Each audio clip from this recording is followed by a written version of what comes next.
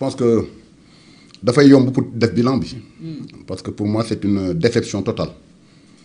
Une déception parce que moi je l'ai toujours dit et c'est ma conviction. Le PASTEF est une catastrophe. Ñi nga xam ne également ñoo ko jiite je pense que ils n'étaient pas préparés donc à diriger un pays donc amuñu expérience bi amuñu xam-xam bi amuñu mën-mën bi donc dañuy liggéey sans boussole sans cap donc c'est du conspiratisme d'abord un projet xam ne xale yi ko romb mécanicien yeeg maçon yeeg ñëpp naan projet bi alors que c'était du pipeau. Donc ba ñu faloo ba léegi également nous sommes presque à 4 donc programme boo xam ne ñu ngi koy teg ci loxo sénégalais yi donc des promesses à n'en plus finir des reniements à n'en plus finir donc mais man ñi mel ni man ak sénégalais yu bëri c'est pas une surprise pour eux parce que les sénégalais ont fait l'erreur donc de porter donc à la tête du pays donc des aventuriers des gens qui sont inexpérimentés et vraiment pour moi c'est pas une surprise en tout cas donc li nga xam ne mooy xew ci réew c'est une déception vraiment totale. Donc à tout point de vue d'abord bu ñu waxee ci affaire wax nga ko léegi donc la crise économique donc ba léegi donc il peine donc à pouvoir trouver un nouveau programme avec le FMI bien que il bombe le torse donc parlant de souverainisme et le paradoxe mooy que premier dem assemblée nationale naan ñi nga xam ne ñoo bëgg ñu voter loi ci affaire borom ñaari tur yi donc criminaliser ko yaakamtuñ lu mooy dem bitim réew jaxase ñu ak nasaraan yi waaw koo xam ne il bombe le torse il verse dans l'autoglorification, du parler de souverainisme. Donc c'est un paradoxe. Bu ñu waxee ci affaire également diplomatie donc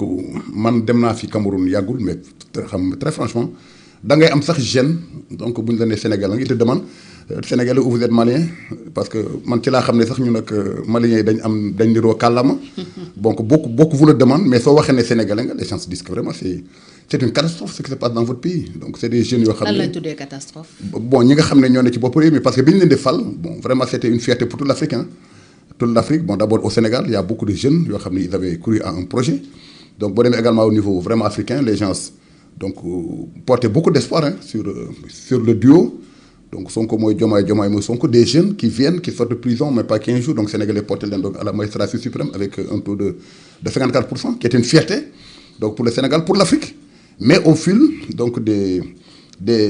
mois, au fil du temps, les gens se rendent compte que c'est une erreur donc qu'il avait commise et que c'est une déception donc partout.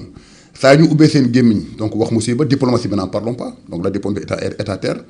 Le Sénégal faisait partie des pays les plus respectés en Afrique. D'abord ñun nag les Africains déjà dañu respecté woon ragal lu ñu woon parce que amuñu woon lu ñu ragale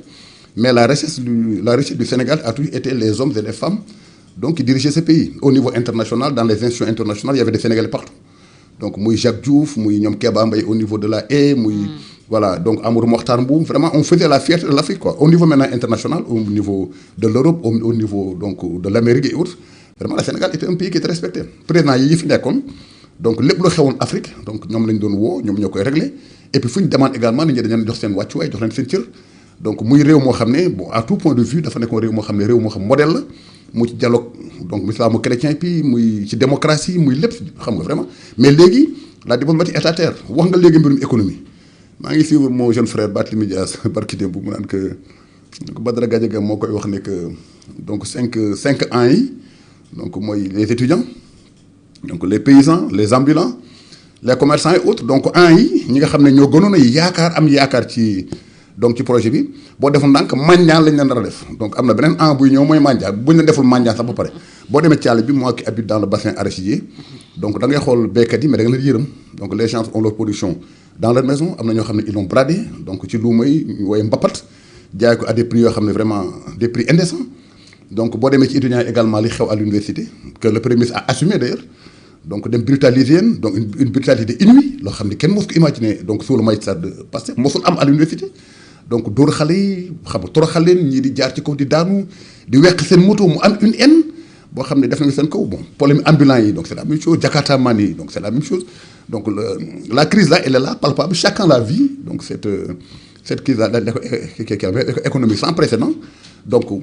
fekkoon ne am nañ nag yaakaar fi ñu jëm donc nit ñi mën a am de l'espoir parce que àdduna espoir la mais c'est des gens qui ont des problèmes pour définir donc une stratégie pour s'en tenir pour fixer un cap et puis pour définir une stratégie dama la permettre d'atteindre ce cap donc amuñ organisation amuñ méthode amuñ aucune expérience pour diriger le pays donc je suis pas surpris man parce que xamoon naa ne que bëgg nañ je me demande sax na bëgg nañ parce que mais gëm naa ne que mënuñu yor réew donc xamuñu ils étaient pas préparés à ça dafa mel dafa daanu seen loxo mu bett leen donc c'est une catastrophe le Pastef est une catastrophe c'est une calamité et moi je prie Dieu pour que vraiment lii gaaw a jeex 2029 les Sénégalais s'en débarrassent et puis defaraat suñu réew ce sera extrêmement difficile parce que tous les indicateurs sont au rouge defaraat suñu réew yóbbu réew mi fi mu nekkoon démb mais daal franchement seen ñaari at yi moom donc ñaari ati catastrophe benn bi nga xam ne également moo gën a choquant donc pour des gens qui disaient toujours qu'ils ont été victimes donc d'un système politique qui ont été victimes d'injustice avec la justice donc sous leur magistère en 2 ans mais ils ont enfermé mais plus que Macky Sall en 12 ans il y a plus de liberté donc liberté son truc booy dem fi leen di télé maa ngi léegi sama soxna ne ko maa ngi def benn émission télé mais dañ lay dankaafu parce que à chaque fois que nga dem télé donc pour un oui ou pour un non ñu tëj la suñu mag Moustapha Diakhaté gis nga li ko fi dal donc baatu alku ñu tëj ko ci kaso beneen bi baatu guñaay fii ñu tëj ko fi kaso alors que ñi nga xam ne ñoom ñoo koy tëj kaso rek ñu traite de résidus donc société civile bi ñu taxe leen de fumier donc la justice ñu taxe leen de corrompu du n'importe quoi donc il dit ce qu'il veut et puis ku ko tontu wala ku wax loo xam ne mooy sa xelam ñu jël la donc Birima la gis nañ le cas de Abdou Nguer le cas de Amendoy le cas de Modou Fall et j'en passe le cas de Badara Gadiaga donc ku wax ñu tëj la ba nga xam ne boo dem téléphone yi sa mbokk dañ lay dànkaafu mais nag ce que Badara dit toujours Badara Gadiaga que je salue au passage donc am na Sénégal xam ne du ñu rëpp jamais donc sur les libertés donc il y a problème donc beneen bi également sur la démocratie mais même chose ba tey yi may waxee yow ne xamuñ kañ la élection locale dem kenn xamul donc au moins dem nañ Sénégalais ba nga xam ne amoon nañ loo xam ne ñëpp d'accord nañ ci mooy donc bu ñu dégmal des élections il y avait un dialogue ku bugg a bokk na bokk ku buggul bokk doo bokk mais quand même loolu suñu aada la woon suñu cosaan la woon dañ ko doon depuis l'accord consensuel donc de 92 donc de Kéba Mbaye il y avait un dialogue boo xam ne moo doon jiitu mbirum élection yi moment bi ñu nekk nii war nañ def les révisions donc des listes électorales defuñ ko ba léegi donc président il n'en parle pas kenn xamul kañ la élection daam ndax élection daam ndax doom j'espère qu'il ne pense pas que mën nañu defaat la ñu defoon ci législative yi waaw parce que c'était inélégant c'était discourtois waaw parce que bu fekkee ne que demande nga l'avis du conseil constitutionnel ñu jox la seen avis nga toog ñaari weer denc ko nëbb ko donc ku toll ni njiitu réew également nga xam ne kàddoom loi la donc mu dig Sénégalais ne leen bon waxtaan na ak sama premier ministre waxtaan ak président assemblée ndax bu soobee yàlla le 12 dana ñëw assemblée pour def la déclaration de politique générale le 12 mu di sur assemblée donc j'espère que cette fois-ci donc yaakaaruñu ne que nit ñi nañ nangu donc ñu yegg ak ñun foofu quoi donc là c'est pour dire que daal c'est un tableau sombre que moi je peins et que beaucoup de Sénégalais partagent d'ailleurs avec moi c'est une déception moi c'est pas une surprise pour moi et puis pour beaucoup de Sénégalais c'est pas une surprise mais quand même pour beaucoup ñi nga xam ne dañoo amoon yaakaar ci projet bi vraiment comme peau de chagrin donc l'espoir mu ngi diminuer chaque jour. est-ce que du rupture bi ñu diggee woon moom lañ nekk di doxal parce que président bi muy mujjee wala yenn ci déclaration bi mujj xamle na ni wala fàttali na ni rupture.